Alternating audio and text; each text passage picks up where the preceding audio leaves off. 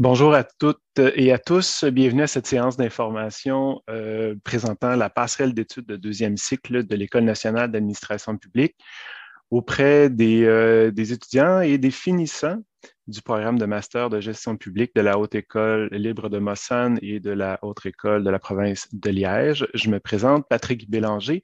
Je suis coordonnateur du recrutement étudiant à l'École nationale d'administration publique au Québec. Petite présentation qui devrait durer entre 10 et 15 minutes. Une entente qu'on a signée récemment avec les deux hautes écoles qu'on est très fiers de vous présenter aujourd'hui. Alors, quel sera le plan de la présentation? D'abord, je vais vous présenter très rapidement ce qu'est l'ENAP. Ensuite, on va entrer dans le vif du sujet, la passerelle d'études. Ensuite, toutes les technicalités, c'est-à-dire les droits de scolarité, les bourses, les conditions d'admission, parce que oui, il y a une bourse d'attacher à cette entente-là. Donc, conditions d'admission, période de dépôt des candidatures. Et évidemment, cette présentation-là a été faite récemment à des étudiants et où on prenait une période de questions, mais bien entendu, ici, il n'y aura pas de période de questions. Alors, l'ENAP, qui sommes-nous?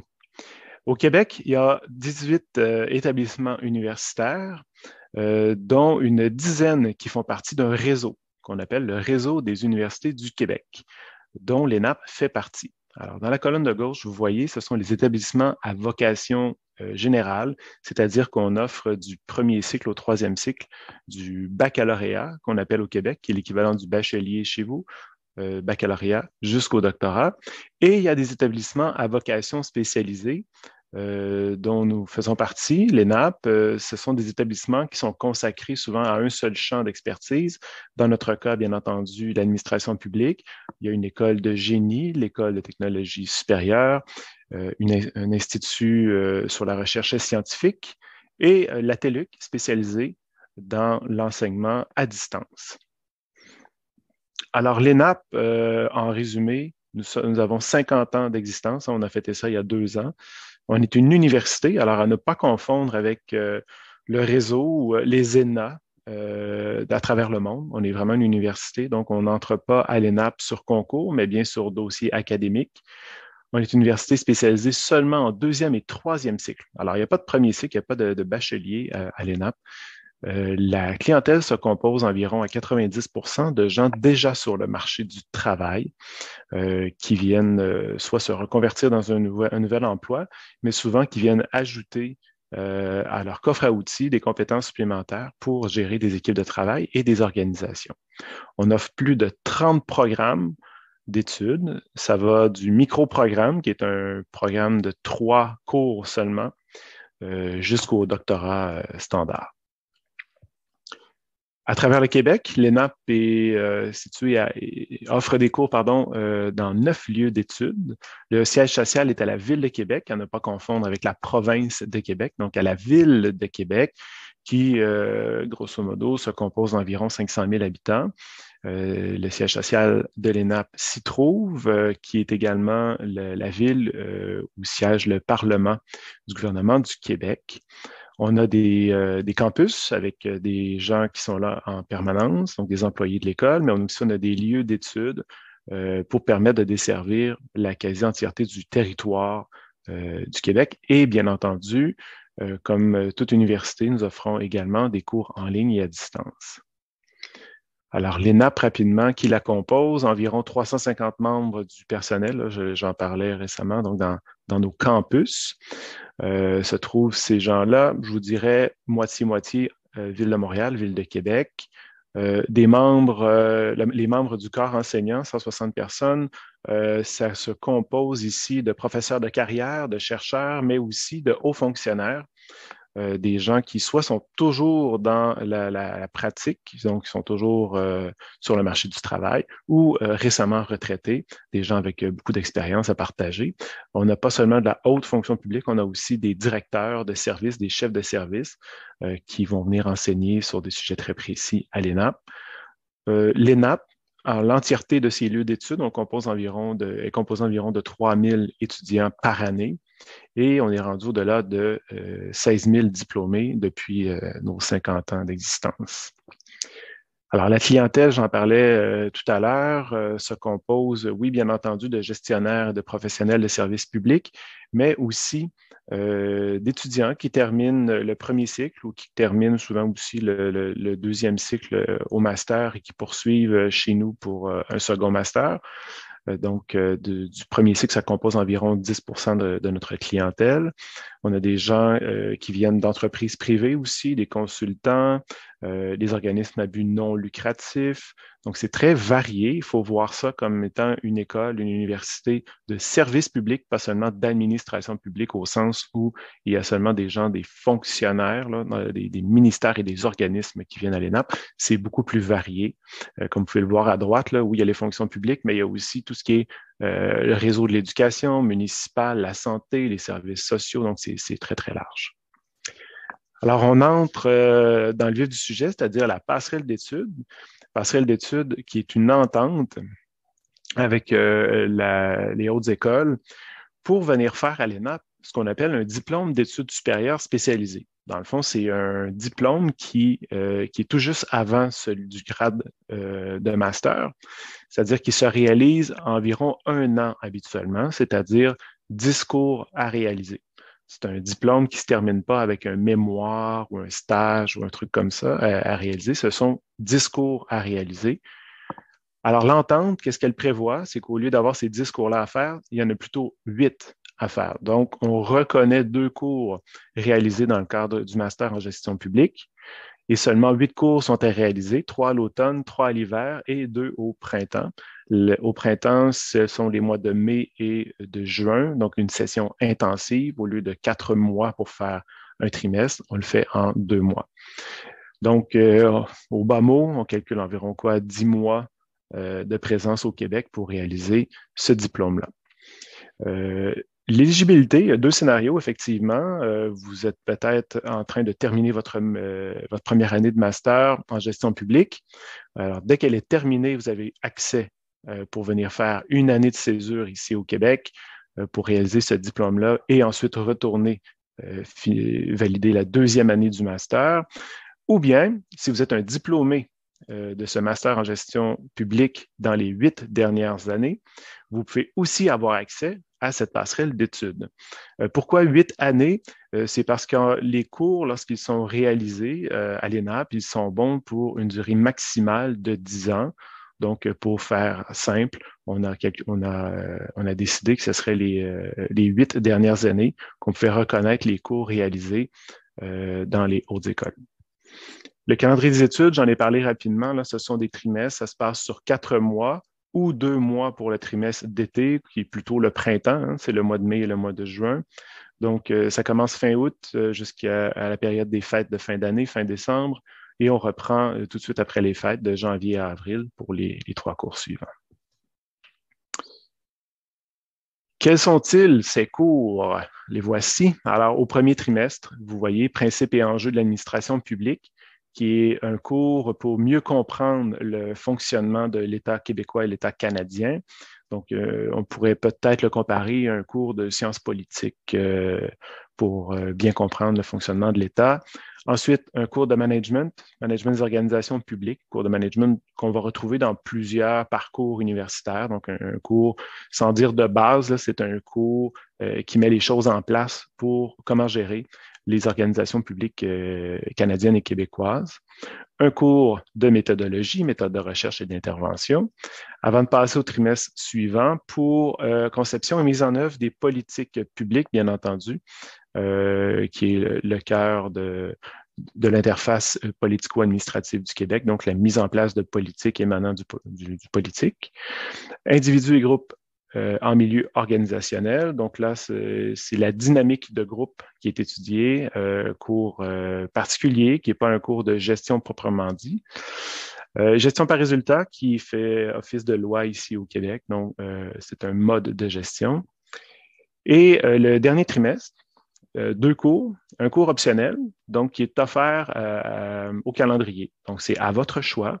Vous allez prendre connaissance des cours qui sont offerts à l'été et vous en sélectionnez un, comme bon vous semble. Là, il n'est pas prédéterminé celui-là. Et vous avez aussi à faire un stage d'observation qui est un court stage, qui est un stage de 45 heures sur les 2 mois. Donc, ça passe très, très vite, là.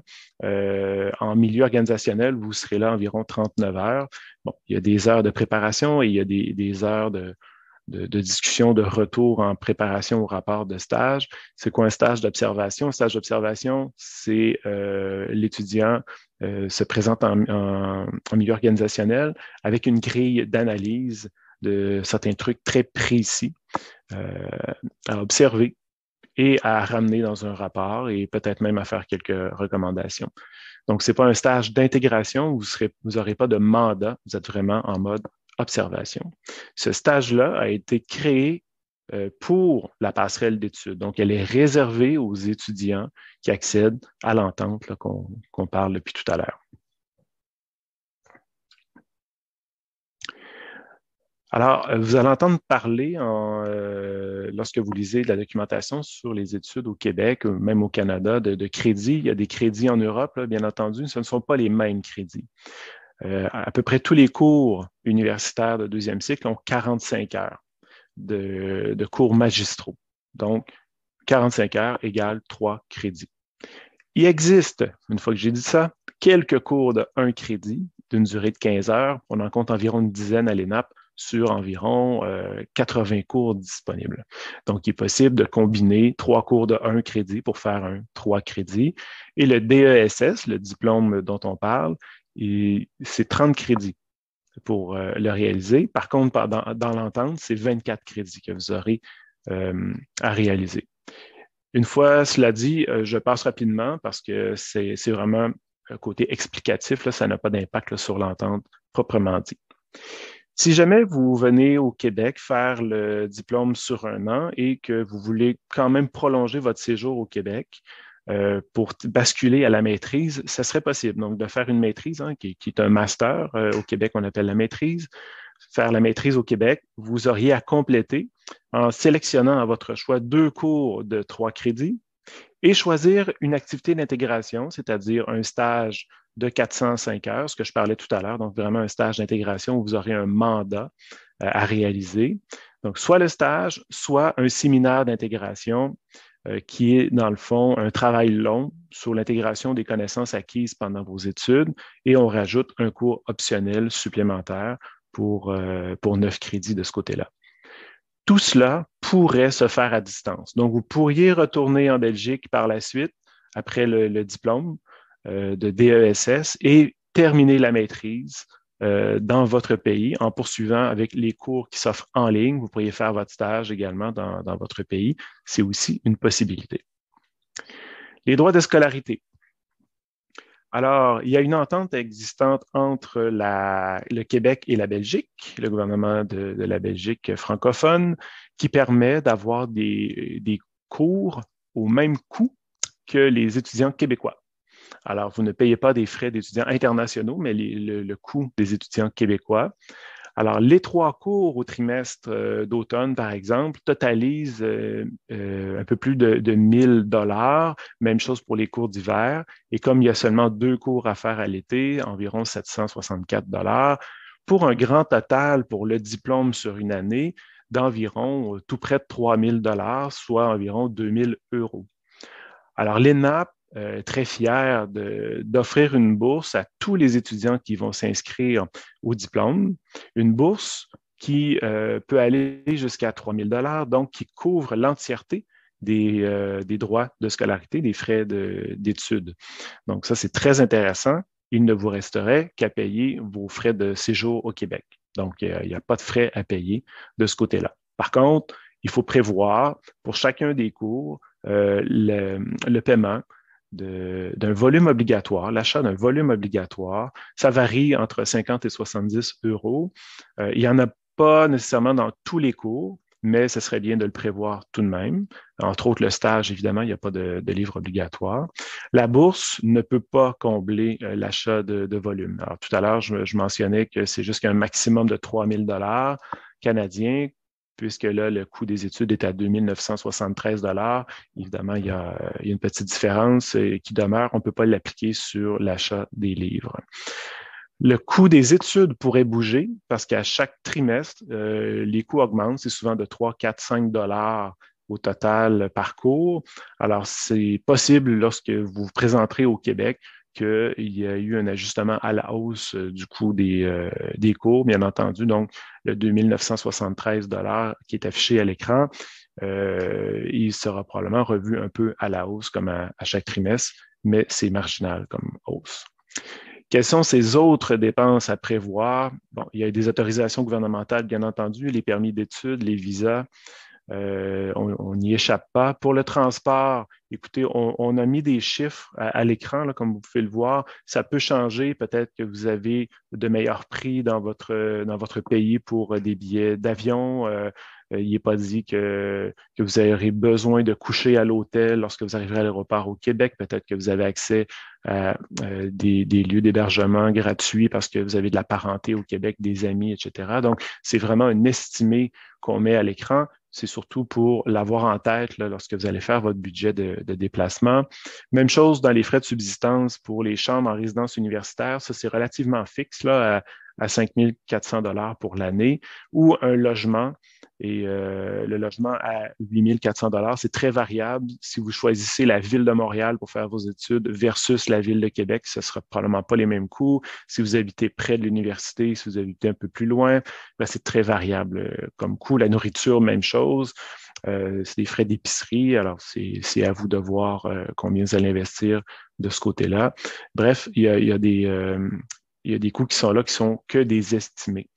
Dans les autres frais, bien entendu, on exige, c'est pas nous, le gouvernement exige d'avoir une assurance maladie lorsque vous arrivez au Québec, qui est à payer, bien entendu, avant l'arrivée au séjour ici. Il y a quelques assurances, assurance d'habitation, les vêtements d'hiver, si vous si vous n'êtes pas habitué au grand froid canadien. Alors évidemment, il faut prévoir des vêtements d'hiver.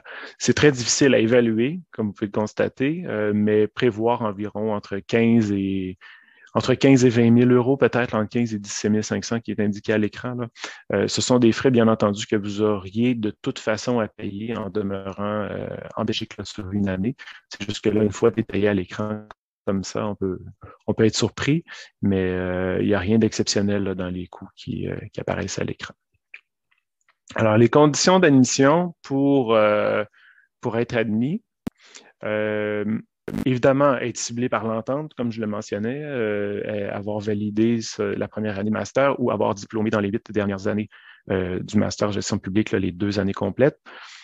Bachelier ou l'équivalent, donc 15 années de scolarité. Ça prend une moyenne qui est de 3,2 sur 4,3. Ce sont les normes universitaires au Québec. Alors, dans le système belge francophone, ça équivaut à 13 sur 20. Si vous avez moins que 13 sur 20, votre dossier pourrait être étudié et faire l'objet d'une recommandation. Donc, si vous êtes à 12 ou à 11 ou à 10 sur 20, n'hésitez pas tout de même à déposer. On peut prendre en considération plein de choses comme un parcours professionnel. Si vous avez déjà travaillé 2-3 ans dans les services publics, on peut le considérer également comme de l'expérience intéressante si vous avez moins que la moyenne exigée. La maîtrise de la langue française, bien entendu, est exigée. On enseigne tous nos cours en français. Par contre, la compréhension de l'anglais écrit est importante parce qu'en management, les écrits sont surtout en anglais, donc très important de savoir lire et comprendre l'anglais, mais vous ne serez jamais évalué sur votre anglais, vous n'aurez pas de cours d'anglais non plus. Et évidemment, le minimum, c'est de connaître bien ces outils bureautiques. Alors, les Word, Excel, PowerPoint, ce sont des outils qu'on utilise fréquemment. Dans le programme qu'on vous présente, il n'est pas nécessaire d'avoir de l'expérience de travail, ni même de gestion. Alors, vous pouvez avoir fait un parcours académique de bachelier, ensuite vous avez fait la première année de master ou les 2 années de master, vous n'avez pas encore commencé à travailler, on ne l'exige pas, le travail. Alors, vous pouvez déposer votre demande d'admission. La prochaine période d'admission est en cours pour la rentrée de l'automne 2022, donc à l'automne prochain. Vous avez jusqu'au 1er avril 2022 pour déposer votre candidature. Pourquoi le 1er avril?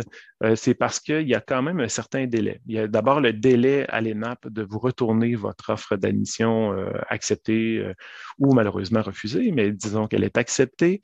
Alors, prévoir, c'est ça, 1 mois et demi, 2 mois avant de recevoir une réponse. Ensuite, il faut demander plein de permis d'études. On se rapproche tranquillement du mois de juillet, du mois d'août, où là, les services sont un peu plus au ralenti. Donc, prenez pas de chance. Plus vous déposez tôt, vous pourriez même déposer cette semaine. Il n'y a pas de souci. L'important, c'est de le faire avant le 1er avril. Qu'est-ce qu'on va vous demander pour déposer votre demande d'admission, lors de votre demande d'admission, pardon? Alors, une copie de votre certificat de naissance, de votre relevé de notes officiel, donc relevé de notes du bachelier, ou de la maîtrise, du master, pardon, pour ceux qui déposeront avec le master complété. C'est à votre choix. Ça peut être encore le bachelier ou la maîtrise, le master complété.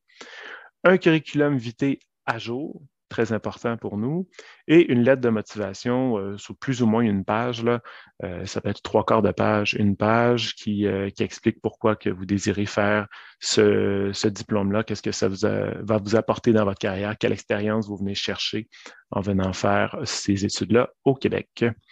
Il y a des frais d'admission d'ouverture de dossier, d'analyse de dossier de 50 qui vous seront exigés au moment de déposer votre demande d'admission. Et on va où pour faire ça? On va sur admission.enap.ca. Le formulaire est disponible à cet endroit-là. Par contre, voici ce qu'on vous suggère dans les prochaines étapes. Si vous êtes intéressé par ce projet-là, votre décision n'est peut-être pas encore prise, mais vous avez de l'intérêt. On vous demande de le signifier à ma collègue Valérie Mallet en lui écrivant à l'adresse qui apparaît à l'écran, donc valérie.malle, M-A-L-L-E, à commercialenap.ca. Pendant ce temps-là, vous préparez votre dossier avec les pièces requises et vous accédez à adel.enap.ca qui se retrouve aussi à admission.enap.ca. Là, je ne désire pas vous mélanger, là, mais allez sur adel.enap.ca, c'est le lien direct pour déposer sa candidature. Et très important, vous devrez sélectionner le programme d'études 1969 qui correspond à la passerelle d'études. Une fois la réponse positive d'admission reçue, c'est-à-dire 4 à 6 semaines après l'avoir déposé, ou peut-être moins, vous allez recontacter Valérie en lui disant maintenant que vous avez été accepté et Valérie va vous envoyer de l'information pour les étapes suivantes pour l'obtention des différents certificats et permis. Donc, c'est quand même bien fait, c'est quand même bien détaillé. Elle va pouvoir vous accompagner dans votre cheminement. On a aussi notre collègue Geneviève Quentin-Chartré qui pourra se mettre à votre disposition au service aux étudiants pour vous aider dans votre accueil au Québec lorsque vous serez arrivé. Vers le mois de mai environ, vous aurez à sélectionner vos 3 premiers cours. Alors, vous comprenez bien qu'ici, vous avez procédé à votre demande d'admission. Une fois qu'elle est acceptée, il faut attendre au mois de mai. Et au mois de mai, on va vous demander de sélectionner vos 3 cours. Donc, les 3 cours qui apparaissent dans l'entente. Valérie va vous accompagner aussi dans ce processus-là. Vous n'avez rien à faire d'ici là. Il faut attendre l'ouverture des inscriptions au cours et que Valérie vous ait contacté pour procéder. Je remets à l'écran l'adresse de Valérie, valérie.malle@commercialenap.ca. Services aux étudiants peuvent vous accompagner pour la recherche de logement, entre autres. Si vous ne connaissez pas très bien le Québec, donc ils peuvent vous référer vers des sites web qui vous donnent de l'information. Bref, ils sont là pour vous accompagner. Alors, en espérant vous compter parmi nous à l'automne 2022, je vous souhaite là-dessus une excellente fin de journée. Merci.